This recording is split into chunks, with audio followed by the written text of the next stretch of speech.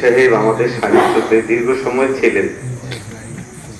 আমার দেখায় ওনার সবচেয়ে যে ব্যবহারটা আমার কাছে আমাকে সবসময় আপ্লুত করত, সেটা হচ্ছে আমরা যখন অনেক ছোট ছিলাম তখনও আমাদেরকে আপনি বলে ডাকতেন।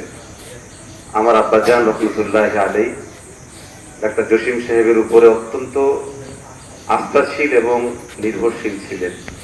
যে কোনো সময় আব্বাজানের চিকিৎসা এবং মায়ের চিকিৎসা উভয়ের জন্যই ডাক্তার জসিম সাহেবের কাছে পাঠাতেন এবং খুব আন্তরিকতার সাথে ডাক্তার জসিম সাহেব আমার আব্বা আম্মা এমনকি দাদাজানকেও কিছু সময় তিনি দেখেছিলেন।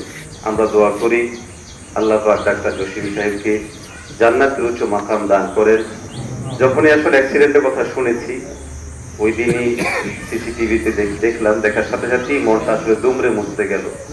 আমরা দোয়া করি আল্লাহ পাক যেন ওনাকে হুকমান শাহাদাতের মর্যাদা দান করেন, আমিন।